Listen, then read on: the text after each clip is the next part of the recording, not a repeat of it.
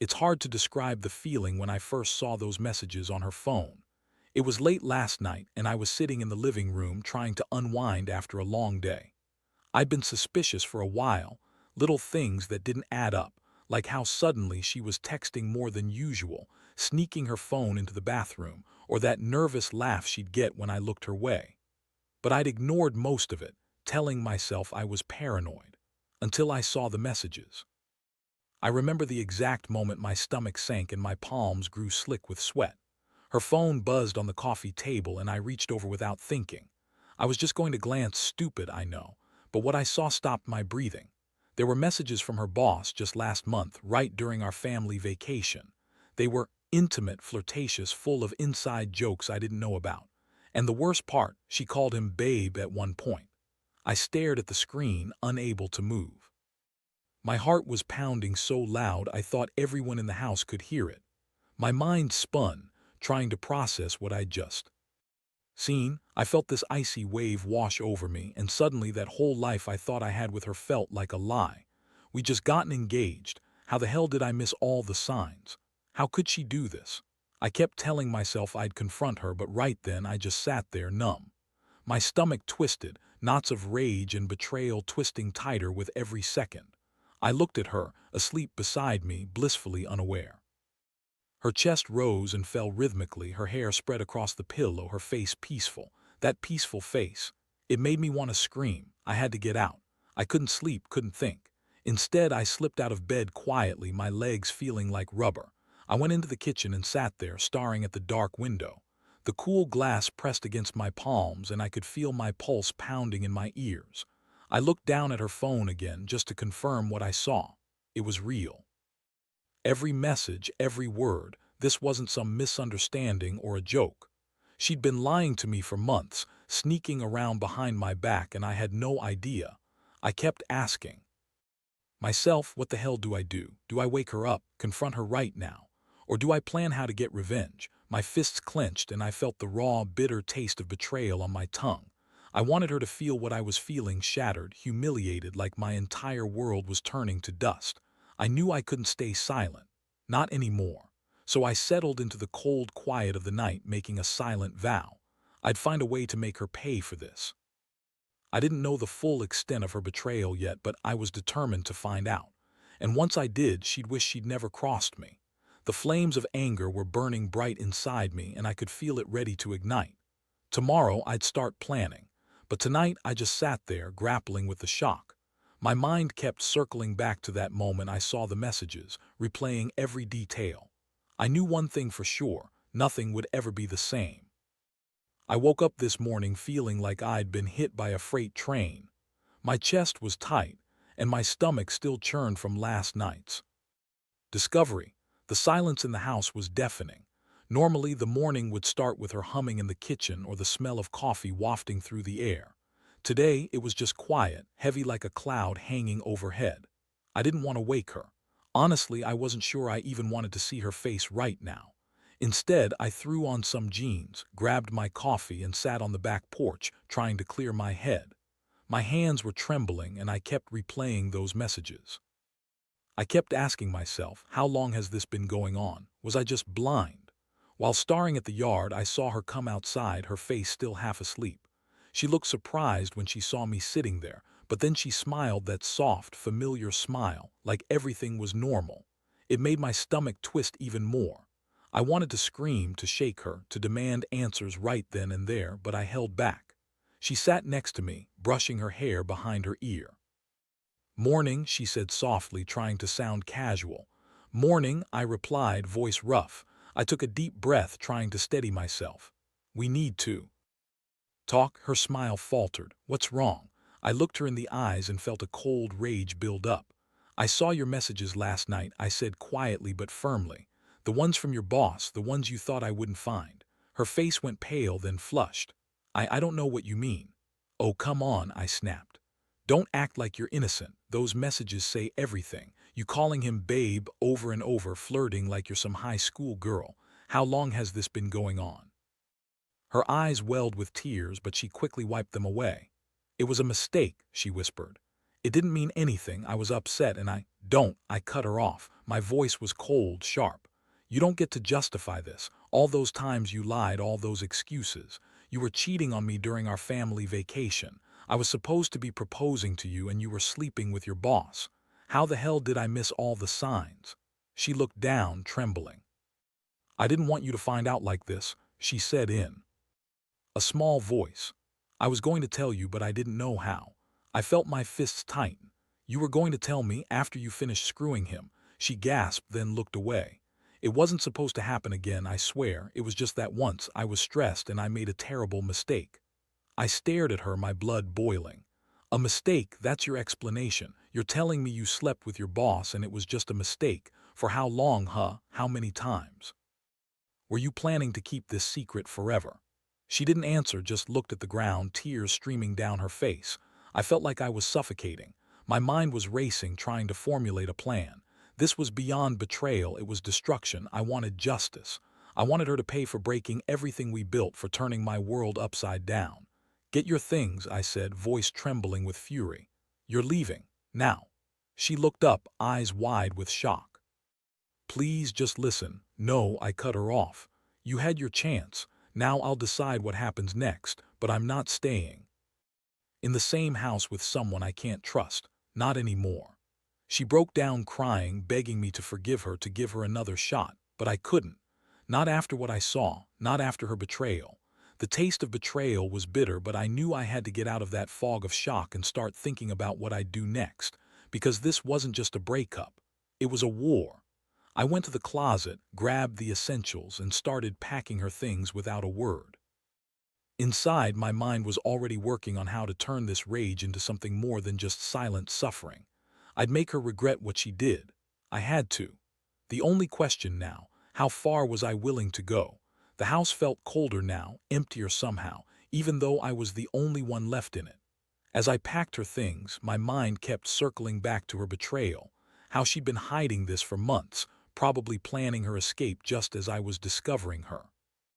Every piece I folded felt heavier in my hands, like detaching a part of myself. She sat silently on the couch, eyes red, clutching a tissue but not daring to speak. The silence was worse than any shouting match. It was the kind of quiet that screams in your head. I didn't want to look at her anymore, but I forced myself to meet her gaze once more. Her face, so familiar just yesterday, now looked distorted, like I was seeing her through cracked glass. You're leaving, I said, voice cold but steady. I want you out today. No explanations, no begging, just get your shit and go. I'm done. She looked down again, her hands trembling. Please don't do this. I made a mistake, I swear. I love you. I didn't mean for it to happen. I shook my head, feeling the rage bubble up. Love, you think calling him babe and sneaking around counts as love? That was a lie. You betrayed me and I don't see how we come back from this. Her voice broke. I didn't want to lose you. I was so scared you were going to leave me anyway. That was enough. I'd heard enough excuses. I grabbed her phone, which was still sitting on the table, and looked at the last few messages. They weren't just flirtatious, they were intimate, almost craving. She crossed a line I couldn't ignore anymore. I wanted her to understand that this wasn't just a betrayal, it was a direct attack on everything we'd built. I'm not going to let this slide, I said, voice low and dangerous. You've ruined everything, and if I leave this house today, I'm taking back what's mine, my dignity, my respect, my life.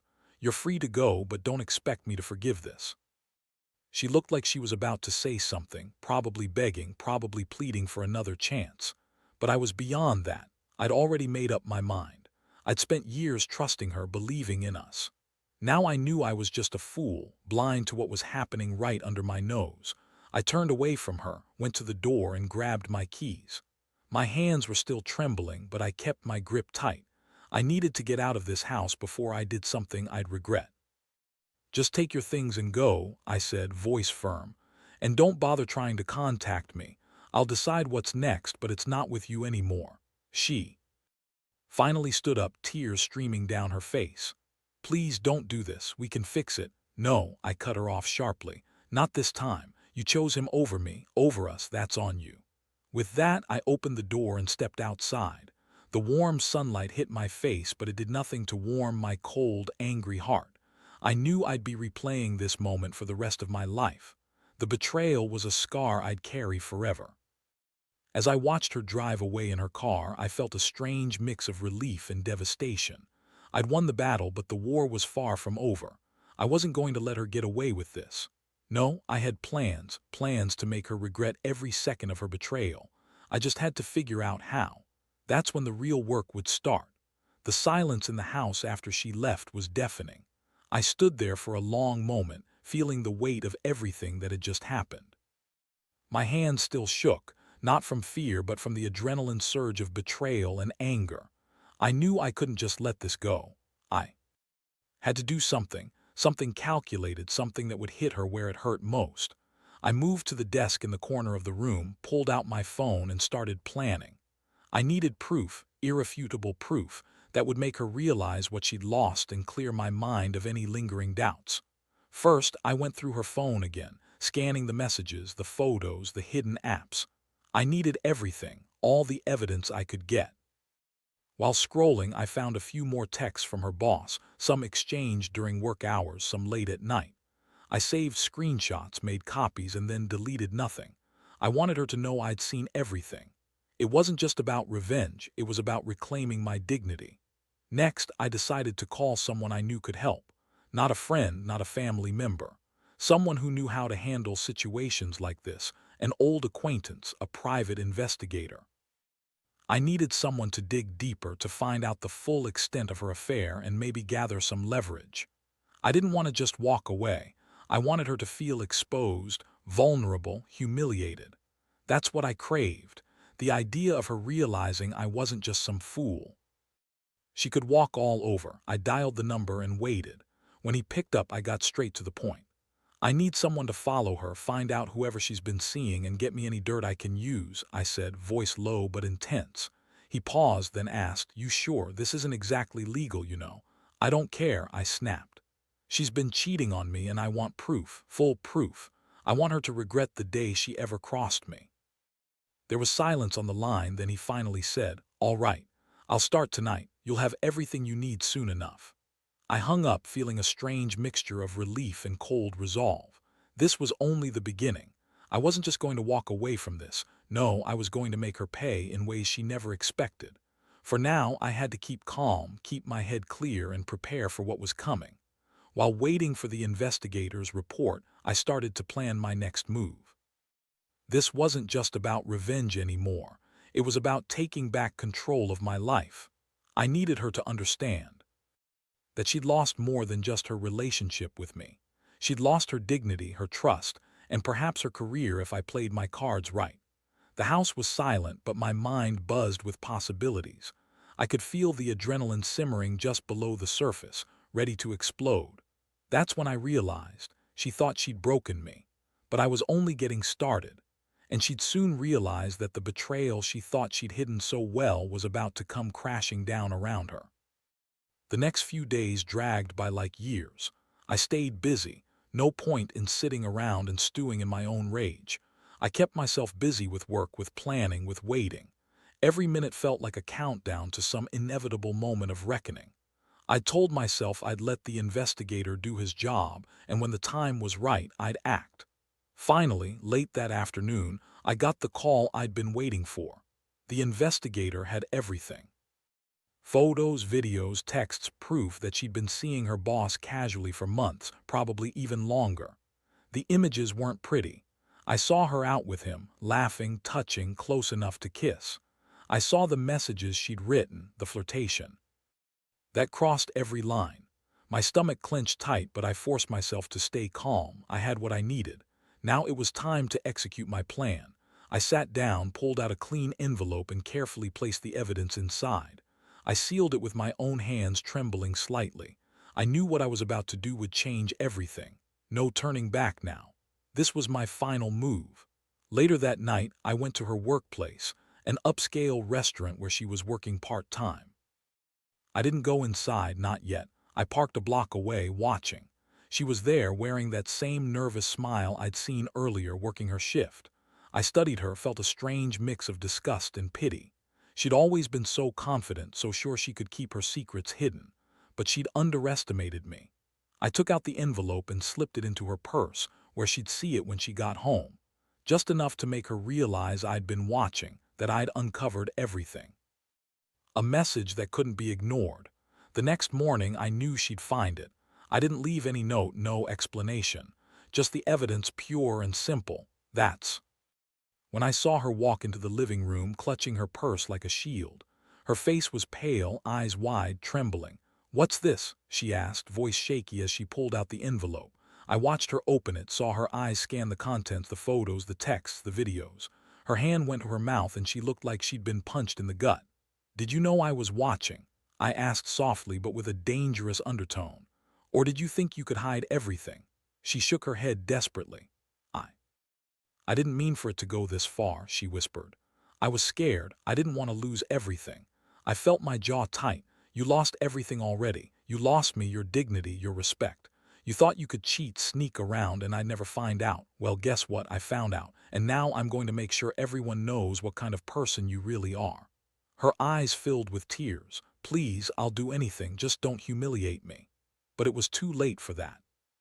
I'd already decided what was coming next. I was about to let her walk away clean. No, I wanted to make her regret every moment of her betrayal publicly if I had to. I took a slow step closer. "You're done, honey. You've burned that bridge. From now on, I'm the one calling the shots, and trust me, I won't be gentle about it."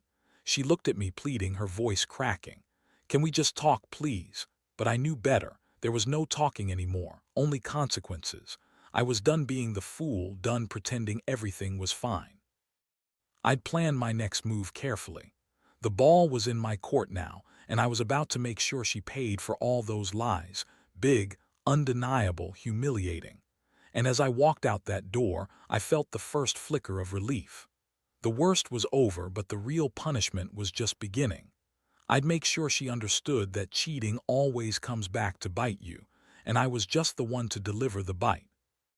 The day I handed over her keys and told her to get out was the day I finally took control of my life again. I watched her pack her remaining things, her shoulders trembling, her face streaked with tears that weren't just about sadness, they were about shame. I felt a strange mix of satisfaction and emptiness. It was over, but the damage was done. The house that once felt like home now just felt like a prison I was finally escaping. When she left, she looked back once, her eyes hollow, like she knew she'd lost everything she once valued. Her car disappeared down the driveway, and I stood there in silence, the quiet echoing the chaos inside me, anger, betrayal, relief, and a bitter sense of justice. I didn't cry. I didn't scream. I just watched her drive away, knowing I'd finally taken back what was mine, even if it cost me everything. Later that afternoon, I went through her things one last time. Not to linger on what she'd done, but to make sure I'd cleaned out every trace of her. I gathered the evidence, the photos, the messages, and shredded what I didn't need, leaving only the truth. I wanted her to know I held all the cards now, that I'd seen through her lies and I'd made her pay. I called the lawyer that evening, filed for divorce, not because I wanted to hurt her, not even out of revenge, but because I refused to be a fool anymore. I handed over the papers, watched her signature dry, and sealed my new future. It was a bitter victory, but a victory nonetheless. In the quiet that followed, I felt a strange sense of liberation. The house was eerily still, like the silence after a storm. I kept replaying everything, the betrayal, the plan, the final act. It felt like I'd been living in a nightmare, but now the nightmare was over. I had won, even if it meant starting over from scratch. I knew I'd be okay. Stronger, maybe scarred, but finally free. As I sat on the porch that evening, I realized something important. Whatever you build, whatever you trust, nothing's guaranteed. People hide their true selves well, and sometimes the biggest betrayals come from those closest to you. But at the end of the day, you have to decide whether to let it crush you or use it to become stronger. So I took a deep breath, looked around at the empty house that once held so many memories, and thought about what's next. Yeah, it hurts. Yeah, it's a hell of a blow. But I'm still standing. My life isn't over, it's just beginning again, battered maybe, but unbroken. And that, I think, is the real lesson. Trust is fragile, but your strength is. If someone betrays you, you don't have to drown in the pain. You get up, dust yourself off, and rebuild.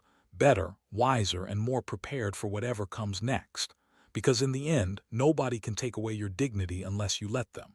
And I refuse to let her or anyone else do that again.